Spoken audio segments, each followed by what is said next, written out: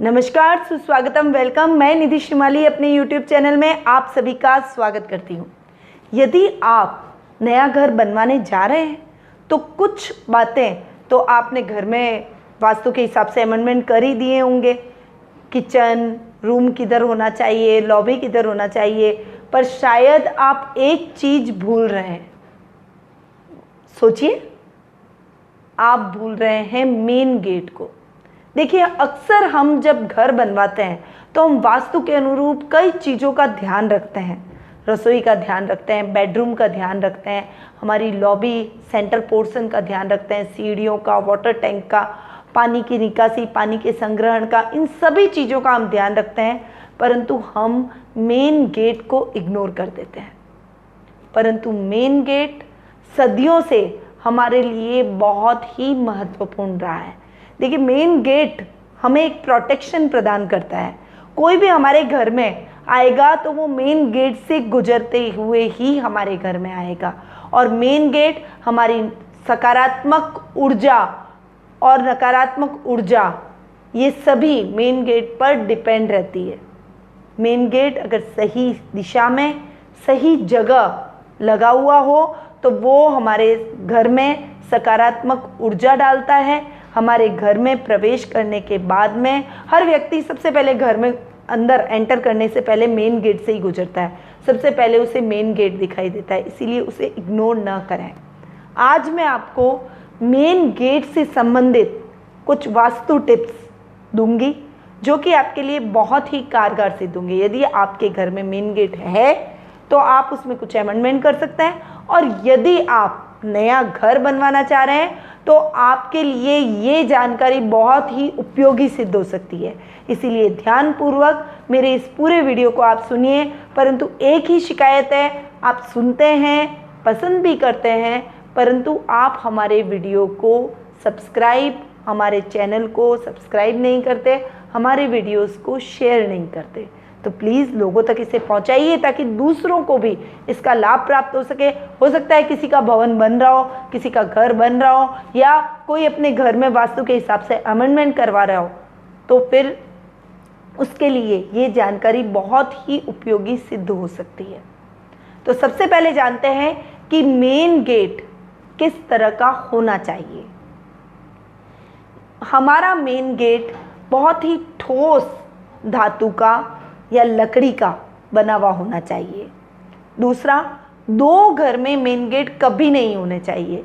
यदि दो main gate है तो उत्तर दिशा में जो मेन गेट हो उसे ज़्यादा यूज़ करें, उसी का उपयोग करें। और अगर आप नया घर बनवाने जा रहे हैं तो दो मेन गेट ना रखें, एक ही मेन गेट को अपने घर में रखना चाहिए, वही बेहतर होता है। अब इसकी दिशा कौन सी होनी चाहिए, तो उसकी दिशा कौन सी होनी चाहिए, तो जो हमारे घर का मुख्य दरवाज़ा है उसकी दिशा वो उत्तर पूर्व की तरफ खुलना चाहिए। उसकी दिशा उत्तर पूर्व की तरफ होनी चाहिए, वो सबसे बेहतर दिशा मानी जाती है। यदि आपके घर का ऑलरेडी मेन गेट है, आपने घर ऑलरेडी बना हुआ है और उसका मेन गेट दक्षिण दिशा की तरफ है, तो उसका मुंह दक्षिण पश्चिम दिशा में बिल्कुल भी नहीं खुलना चाहिए। यदि उसका मुंह, वो दक्षिण मुखी आपका मेन गेट है, तो उसका मुंह पश्चिम दिशा की तरफ खोलें, या उत्तर दिशा की तरफ खोलें, या फिर पूर्व दिशा की तरफ उसका मुंह खोलना चाहिए। वो आपके घर में यदि उत्तर पूर्व की तरफ उसका मुंह खुलता है तो वो आपके घर में दीर्घ आयु को लेकर आता है, संपन्नता लेकर आता है, और हमारे जीवन में किसी भी प्रकार की समस्या होती है, सकारात्मक ऊर्जा में वो वृद्धि करता है। अब बात करते हैं उत्तर पश्चिम दिशा की। यदि आपका भवन उत्तर पश्चिम दिशा में है तो उसका प्रवेश द्वार उत्तर पश्चिम दिशा में होना उत्तम माना जाता है। इससे आपके घर के व्यक्तियों में सहनशीलता में वृद्धि होती है। यदि आपका भवन उत्तर मुखी है तो उसका प्रवेश द्वार उत्तर दिशा में या पूर्व दिशा में होने पर व्यापार में वृद्धि, निरंतर धन लाभ की प्राप्ति और आपके यश, कीर्ति और मान सम्मान में वृद्धि का वह द्योतक होता है, वह कारक माना जाता है। इसीलिए यदि आपका भवन उत्तर मुखी है तो उसका प्रवेश द्वार उत्तर या उत्तर पूर्व की तरफ होना सही माना जाता है। यदि आपका भवन पश्चिम मुखी है तो उसका प्रवेश द्वार पश्चिम दिशा में रखना शुभ माना जाता है, और यदि आप उसका प्रवेश द्वार उत्तर या उत्तर पूर्व की तरफ रखें तो वो भी आपके लिए अच्छा और शुभ फलदायक रहता है। मेन गेट ठीक बीच में नहीं होना चाहिए, या फिर आपके घर की बालकनी या बरामदा है उसके सामने मेन गेट नहीं होना चाहिए। मेन गेट की दिशा सबसे उत्तम उत्तर, उत्तर पूर्व या पूर्व दिशा ही मानी गई है।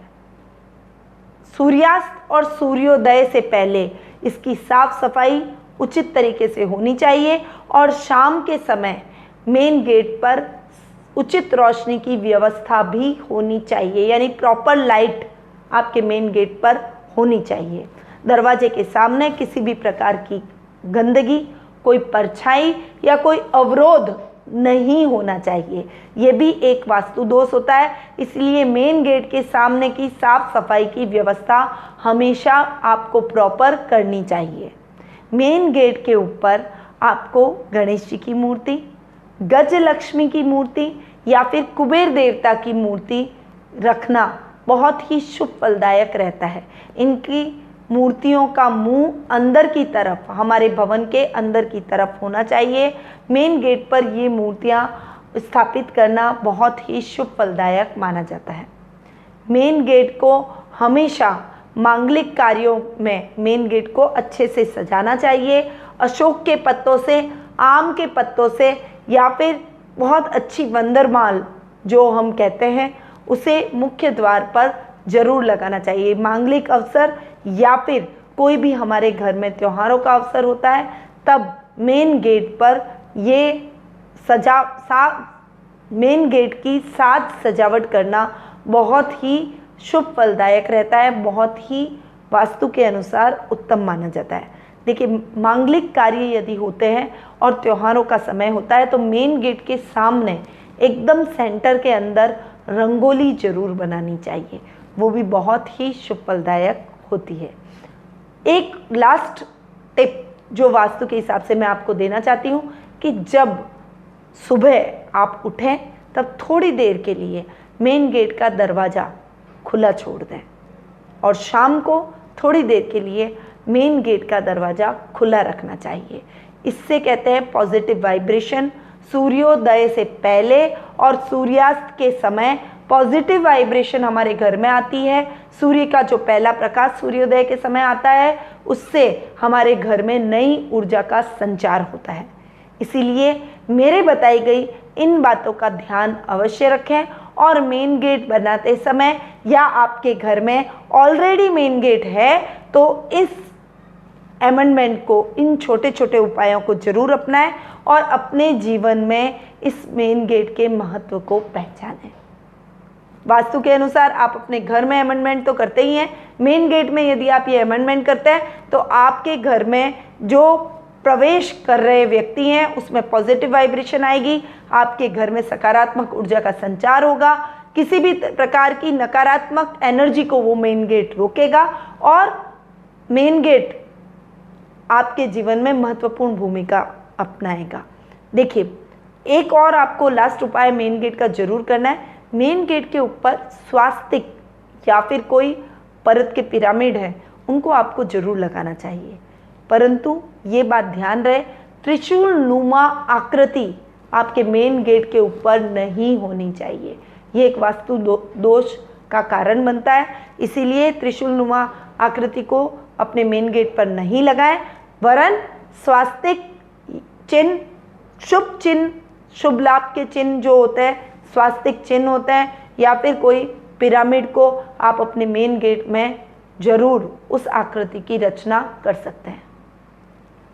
तो आपके जीवन में वास्तु के अनुसार मेन गेट आप जरूर अपनाएं। और भी वास्तु टिप्स मैं हमेशा आपके लिए लेकर आती हूँ। यदि आप मेरे द्वारा वास्तु टिप्स प्राप्त करना चाहते हैं, वास्तु अपने घर का दिखाना चाहते हैं, वास्तु कंसल्टेंसी लेना चाहते हैं, तो आप मुझसे नीचे दिए गए नंबरों पर संपर्क कर सकते हैं और अपॉइंटमेंट के माध्यम से मैं आपको वास्तु टिप्स प्रदान करूंगी। साथ ही कुछ छोटे छोटे उपाय भी आपको बताऊंगी जो आपके घर को वास्तु के अनुकूल बनाएंगे। अब मैं अपनी वाणी को यहीं विराम देती हूँ। स्वस्थ रहिए, व्यस्त रहिए, मस्त रहिए और माँ भगवती का आप पर आशीर्वाद बना रहे। इन्हीं शुभकामनाओं के साथ निधि श्रीमाली का नमस्कार।